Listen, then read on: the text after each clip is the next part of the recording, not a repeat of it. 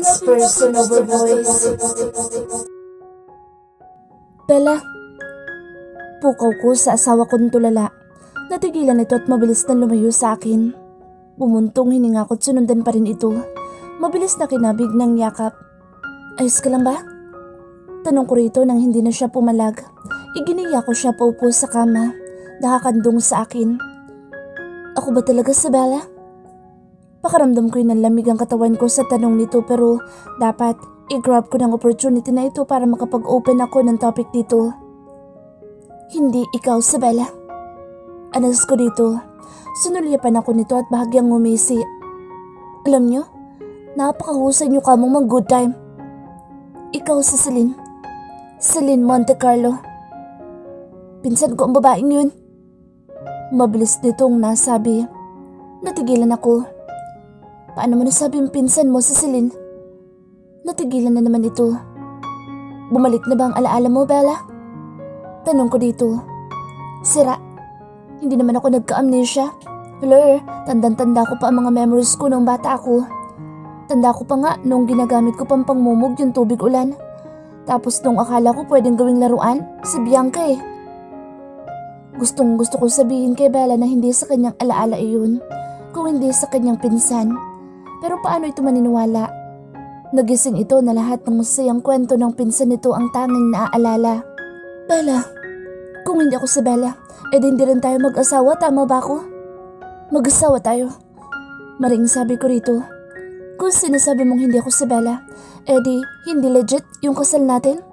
Kasal ka doon sa tunay na Bella. Mabilis akong umiling. Kasal ka sa akin, Celine Monte Carlo. Giit ko rito. Naglolokohan lang tayo dito eh. Hindi, seryoso ako Bella. Kung gusto mo ipaliliwanag ko sa'yo. Paano ko maniniwala kung nasa puso ko pa rin ang pagkamuhi ko sa'yo? Kasi kahit mukha tayong okay, nasasaktan pa rin ako at nagagalit.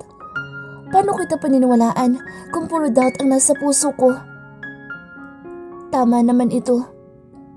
Alam mo ba? Nagsimula ito dahil ikaw ang naging daan kung bakit mas naging mabisyo si Papang. Ikaw ang sumustento sa mga bisyo niya hanggang sa mabaon na siya sa utang. Naisip mo ba, Bella?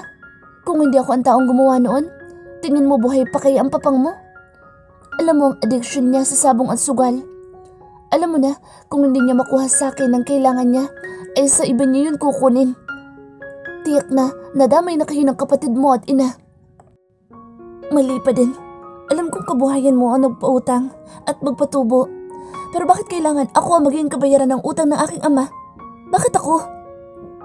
Dahil kung hindi ko ginawa iyon, baka kasal ka na sa iba. Baka ibinanta ka na rin niya tulad ng pagsasanglan niya ng papel na lupa ng bahay niyo. Hindi magagawa ni Papang iyon. Mariintang ganito. Nagawa na niya. Kitang-kita sa mukha nito ang sakit ng sabihin ko iyon. Bella, hindi ikaw ang anak nila. Kaya kayang-kaya niyang gawin iyon sa'yo. Ang labo ka sa GM. Natatandaan ko yung past ko. Paanong hindi ako si Bella? Naiiyak na ito. Kaya naman mas sinigpitan ko pa ang yakap ko rito. Sabay patong ng baba sa balikat nito. Sabi ng doktor sa akin noon, dahil sa trauma, mas pinili ng utak mo na tandaan yung mga alaalang masasaya. Para sa'yo ang lahat ng kwento ng pinsan mo ay masaya. Pati pamilya niya ay tinuring mong sa'yo dahil sa mga alaalang iyon. Alam ko magulo pero Bella, subukan mo rin namang unawain. Sabi ko rito na hindi na rin napigil ang pag-iyak. Sinusubukan ko pero lahat magulo sa utak ko. Alam mo kung bakit? Dahil masasaya mga alaalang iyon kaya ayaw mong tanggapin ang mga sinasabi ko sa'yo.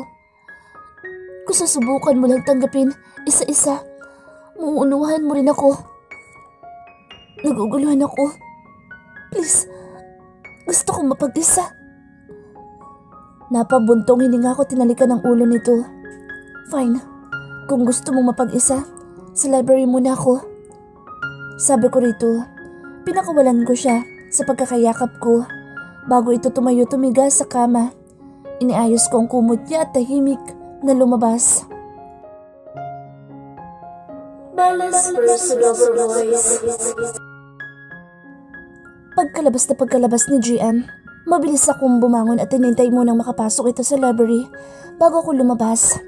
Lakad takbo patungo sa lugar na pinuntahan namin ni Celine noong isang araw. Pagpasok ko sa loob, inabutan ko doon ng babae na mukhang hindi na nagulat nang makita ako. Gusto ko pang marinig ang mga kwento mo. Sabi ko dito sabay dampot sa isang larawan kung saan nandoon ang pamilya Monte Carlo.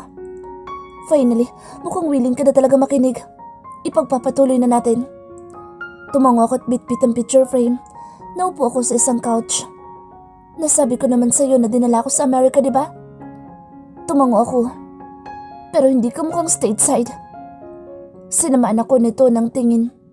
Isa. Tuloy mo na. Dinala nila ako sa Amerika. Akala ko magiging maayos na lahat pero hindi. Doon ko nalaman na may sakit pala ako. Sinabi sa akin ng iyong ina, nakapalit ng pag-aalaga ng tunay kong magulang sa'yo ay ang pagpapagamot nila sa akin. Akala ko ituturing nila ako katulad ng trato nila sa'yo pero hindi. Alam mo ba na para akong outsider sa piling na magulang mo? Pamangkin ako ni Auntie Salia pero naging malayo ang loob niya sa akin. Hindi ako pwede magsuot ng mga damit na paborito mo. Bawal sa mga pagkain gustong gusto mong kainin. Pero hindi sila nagkulang sa paggabay sa akin hanggang sa gumaling ako. Lahat ng gastusin sa pag-aaral at gamot ko ibinigay nila. 20 years old ako nang hilingin ko sa mga ito na umuwi ng Pilipinas. Gusto ko makita ang pamilya ko. Gusto ko makita ang lalaki mahal ko pero alam mo kung ano ang ginawa nila? Ano? Pinagbawalan nila ako. Sa sobrang pagmamahal nila sa'yo, natiis nilang hindi ka makita. Hindi ka makasama kasi sabi nila. Masaya naman ang prinsesa namin sa poder na magulang mo. Masaya na rin kami doon. O diba? Baliw. Tapos, binantaan ko sila. Kung hindi ako makakauwi, gawin nila ang gusto ko. Gusto ko makasama sa Amerika sa GM. You see, siya ang lalaking mahal ko. Tumalim ang tingin ko rito. Bakit parang galit ka? Nakangising tanong nito. Hindi ka pa man niya asawa. Yung frustration niya na hindi makalapit sa'yo ay sa akin niya ibinuhos. Bago mo natikman sa GM, dumaan mo na siya sa akin. Lahat ng naranasan mong ligaya sa kanya, naranasan ko din iyan. Talaga? Oo, kaya siguro naman pwede mo pang pag-isipan yung sinabi ko sa'yo. Hiwalayan mo siya. Naranasan mo ba, Celine, na sabihin niya ng mahal kita? I love you? Kasi kung hindi mo naranasan, pues gusto ko lang ipaalam sa'yo na mas masarap iyon kaysa sa ligayang nakuha mo habang nagsasaks kayo. Bakit ang tigas mo masyado, Belle? Nang dahil sa'yo na-rape ako. Dahil sa'yo nasira ang buhay ko. Hindi yun dahil sa'kin. Dahil yun kay Papang. Si Papang ang sumira ng buhay mo.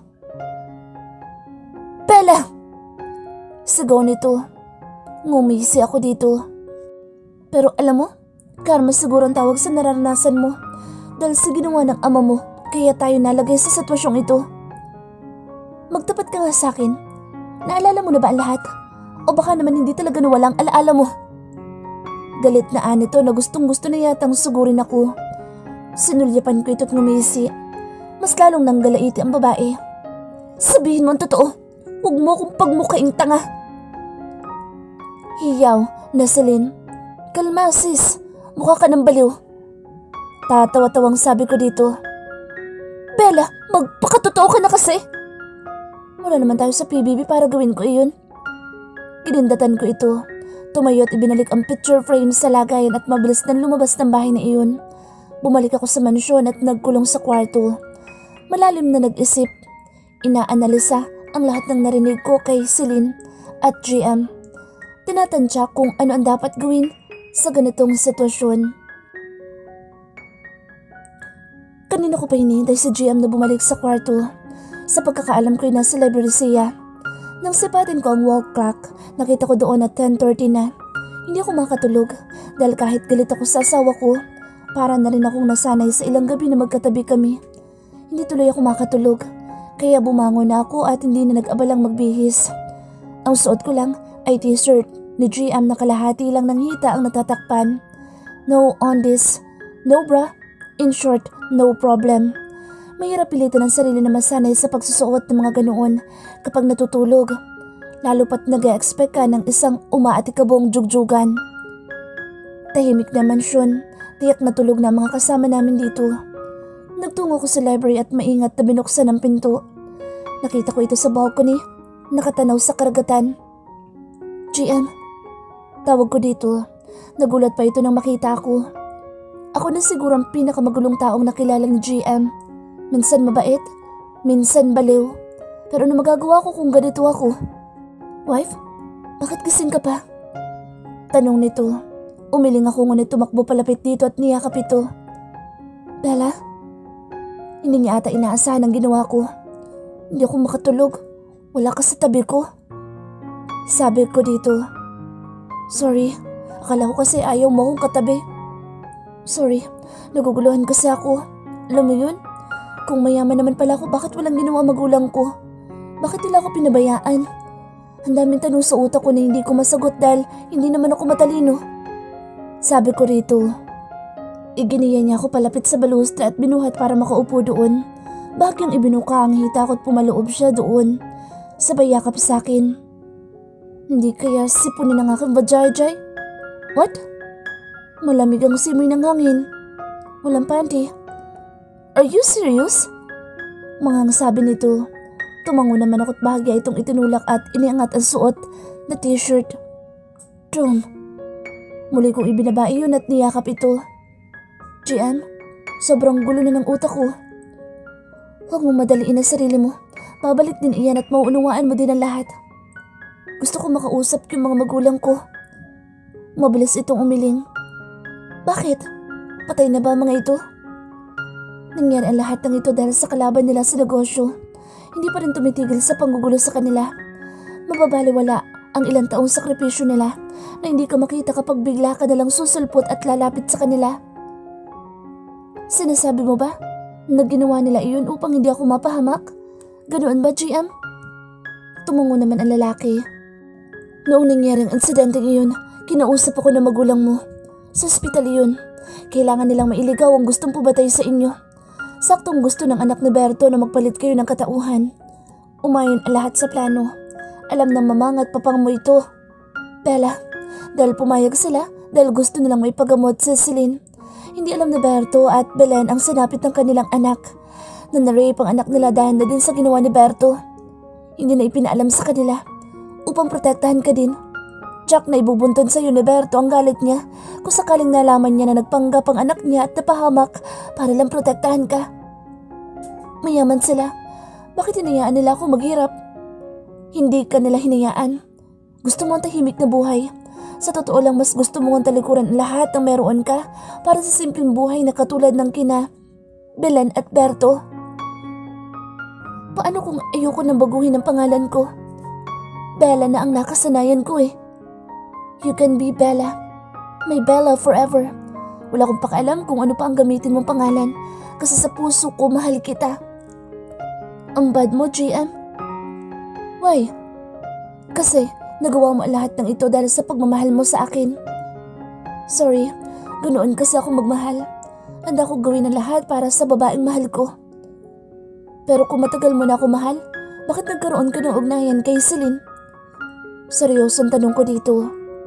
I don't want to but I don't have a choice. Salamat at naging honest ito. Kasi kung itatanggi niya, mas lalo ko masasaktan. Ginawa mo ba sa kanya yung mga ginawa natin? Yung mga ginagawa natin? No. Takang tinignan ko ito. Nag-sex kayo, di ba? Yes, we did. But it's just a plain sex. Bakit? Ano tawag sa ginagawa natin? Make love. Mabilis naman akong kinilig. Kinikilig ako para tuloy ako naiihi. Sabi ko na ikinatawan nito. Tulog na tayo? Tanong nito sa akin. Mabilis akong umiling. Ang binti ay ipinulupot sa bawang nito. Gusto kong itry dito. Ang alin? Takang sabi nito. Na bisitahin mo ang paraiso ko. Sabi ko na may pilyang ngiti sa mga labi. Hindi ko pa rin nakakalimutan yung goal ko na magkaroon ng anak. Gusto ko ng anak. Tulala ako habang nakatitig sa karagatan. Sa isang linggo sa islang ito, lahat ng nabaon sa limot at nakaraan ay isa-isang bumalik. Pakiramdam ko nga hindi ko nakilala yung sarili ko. Paano ko nagawa iyon? Sa murang edad, isa na akong manipulator. A very sweet innocent manipulator. Mariin akong pumikit at niyaang hanginin ang mahabang buhok ng malamig na hangin. Sinulyapan ko sa GM na nasa dagat at pabalik-balik lumalangoy. Hindi ito makapaniwala kagabi nang marinig ang sinabi ko. Kahit nang pumasok ito sa silid at sumampa sa kama. Nandoon sa mukha nito ang shock. Kaya naman tinawanan ko ito at sinabi kong matutulog na ako. Kailan nagsimula ang lahat? Nung narealize ko na marami akong bagay na gustong gawin na hindi ko magagawa sa poder na magulang ko. Wala sa planong mawala ang mga alaala ko na kasama ang magulang ko.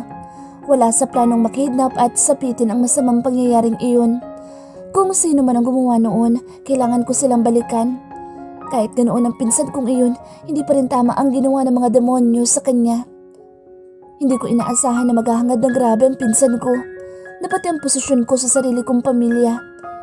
Pero, malaking tulong iyon sa akin.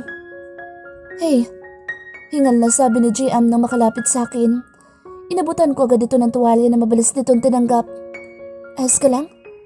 Worried na sabi nito. GM, pwede bang umuwi na tayo? What? Hey, ayaw mo na ba akong makasama? Nagsasawa ka na ba sa akin? Mahal kita, Bella. Mahal din kita, pero marami akong kailangan gawin sa labas ng islang ito. Siguro tama na ang kalokohan ito. Kalokohan lang sa'yo ang pinagsamahan natin?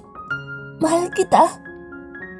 Larawan, lalaking sobrang nasasaktan ngayon na nakikita ko rito.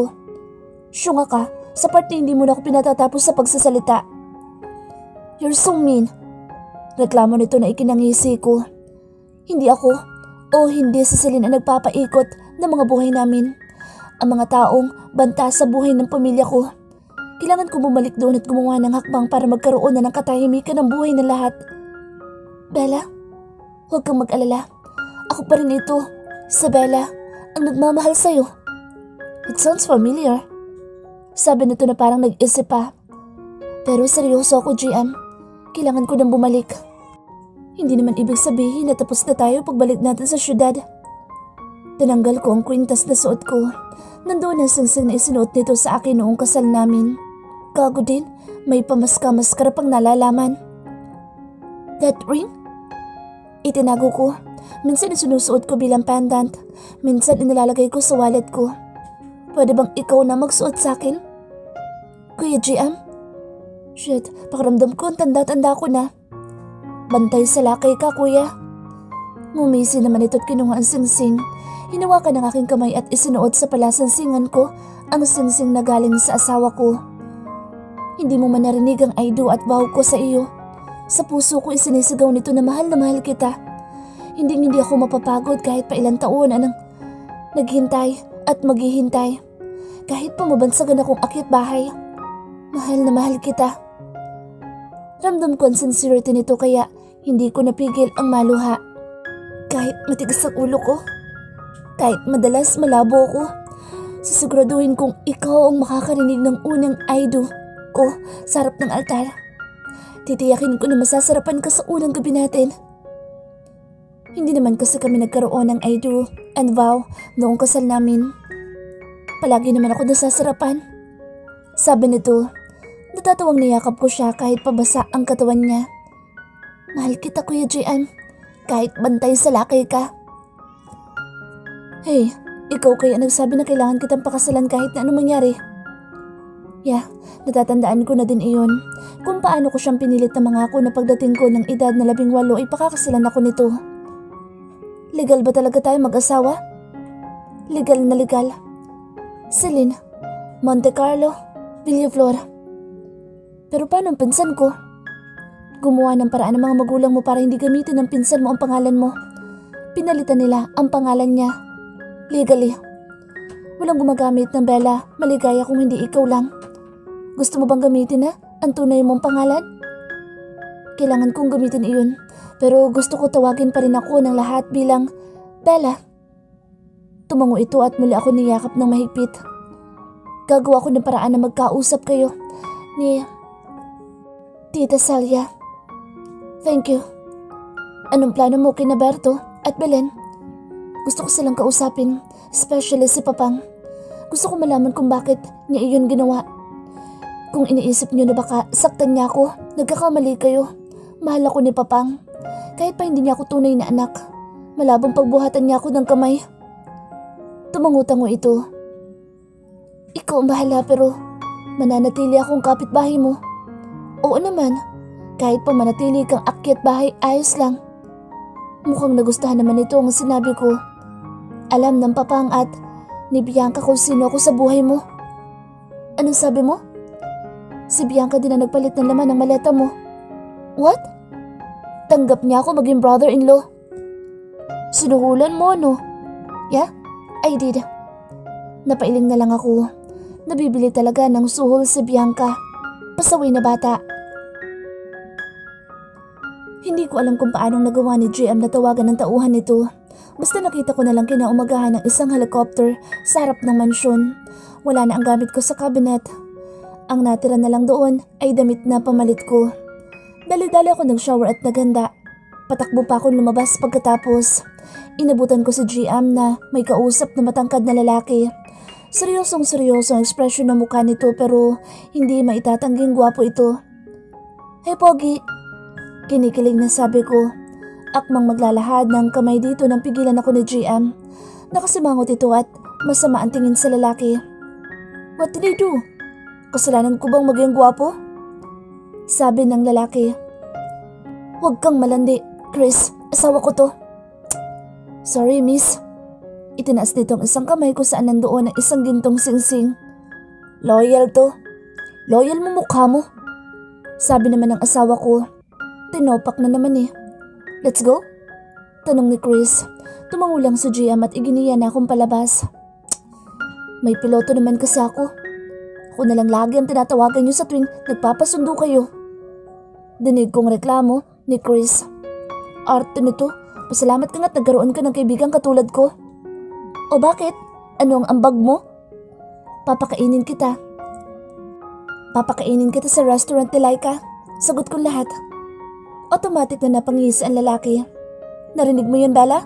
Kapag hindi niya tinupad ang sinabi niya, ibig sabihin hindi rin honest ang nararamdaman sa'yo na lalaking ito.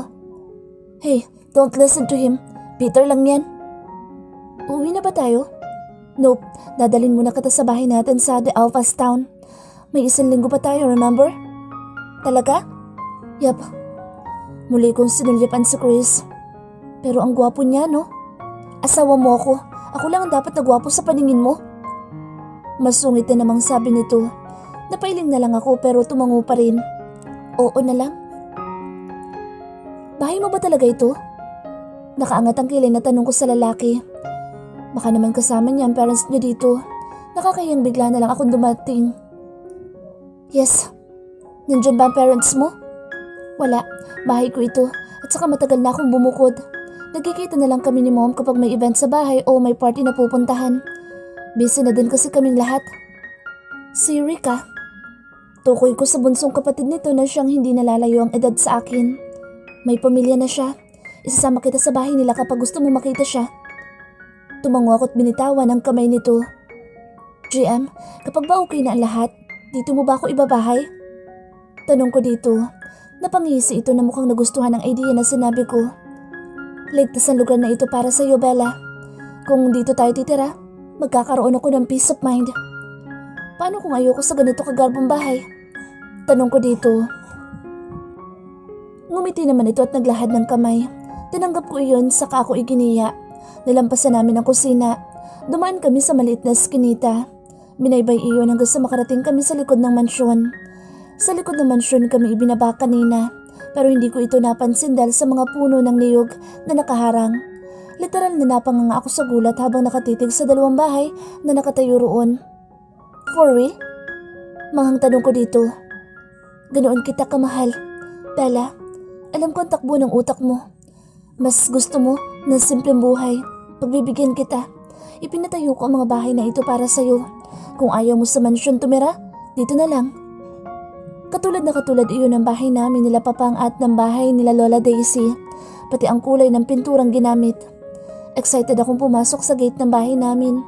Hindi talaga namin bahay, katulad lang. Ang pagkakaiba lang, mga bago ang gamit na nandito. Pero ayos lang naman iyon. Patakbo ako nagtungo sa hagdan patungo sa silid. Halos mapalundag ako sa saya nang makita ko ang ayos. Kahit ang balcony na nakaharap sa balcony nakatapat ng kay Lola Daisy ay parehong pareho. Nagustuhan mo ba? Gustong gusto ko. Tuwang nilundag ko ito ng yakap. Pero kapag marami na tayong anak, hindi na advisable ang ganitong bahay. Ayos lang. Pwede ka sa mansyon mo tapos dito kami ng mga anak natin. Bella. Joke lang. Siyempre kayo na ang magiging priority ko.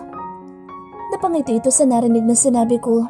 Totoo naman kasi, alam kong mananawa din ako.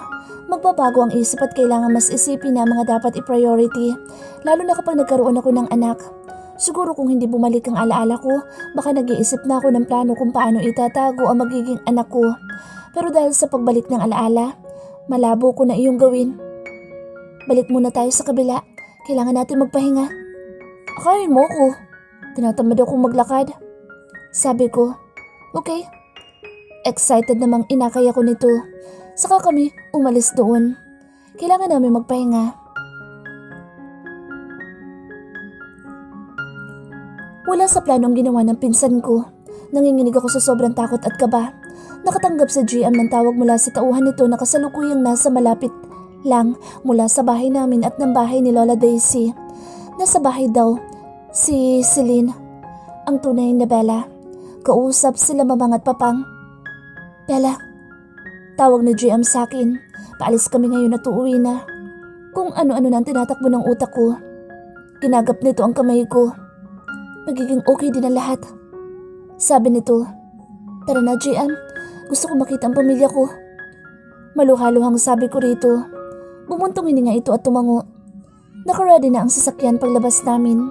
Kabado ako, hindi dahil sa pinsan ko kung hindi dahil sa posibleng reaksyon ni Bianca, ang aking kapatid. Pagdating namin, agad akong bumaba. Sumunod na lang sa GM na binilinan pa ang driver.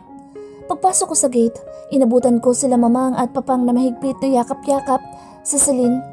Hindi pala, kung hindi ang tunay na Bella maligaya. Iyak ng iyak ang mga ito habang ako, para akong natulo sa harap ng mga ito. Ate! Tumakbo si Bianca palapit sa akin. Mahigpit itong yumakap at iyak ng iyak. Ate! Sabihin mo hindi totoo ang sinasabi ng babaeng pangit na yan, ate. Please. Bianca, ako ang tunay mong ate. Lumayo ka sa kanya. Gusto niya lang kunin ang lahat ng meron ako kasi inggit na inggit siya sa akin. Umiling-iling si Bianca. Ayoko sa iyo. Hindi ikaw ang ate ko. Ang pangit mo. Bianca, huwag mo pagsalitaan ng ganyan ng ate mo. Siya ang tunay mong kapatid. Hiyaw ni mamang na yaka pa rin ang tunay na anak nito.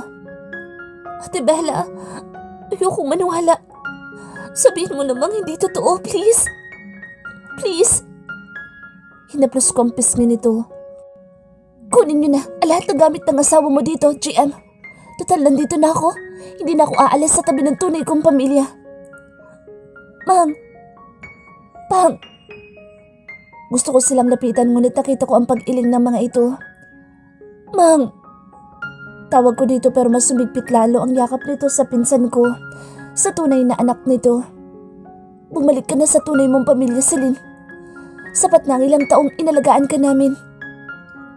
Hindi ko napigil ang mapahagulhol dahil sa sinabi ni mamang. Ang sakit marinig mula rito ang mga katagang iyon. Kung bumalik na ang alaala mo, tiyak ako natatandaan mo na ulit kung sino ang tunay mo magulang. Sabi naman ni Papang. Pang! Ayokong iwan ang pamilyang ito. Mahal na mahal ko sila. Hindi ba sapat na mahal ko sila para hayaan nila akong manatili sa poder nila? Walang babalik. Kasi hindi naman totoo yung sinasabi niyo. Pang! Mang! Ano ba? Si Ate Bella ito oh.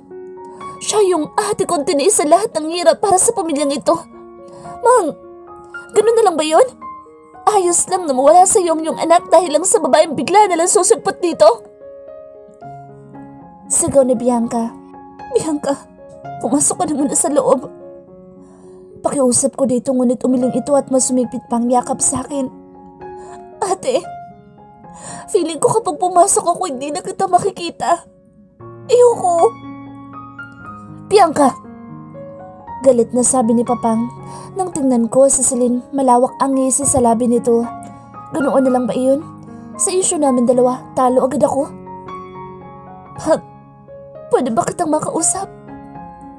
Umiiyak na tanong ko kay Papang. No, you're not going to talk to my father. Umalis na kayo dito. Singit ni Celine.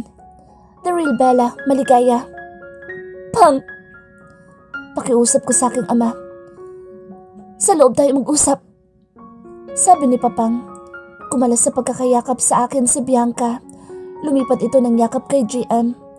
Pagpasok namin sa sala ng bahay, agad akong lumapit kay Papang at mahigpit itong niyakap. Hindi ako galit sa inyo.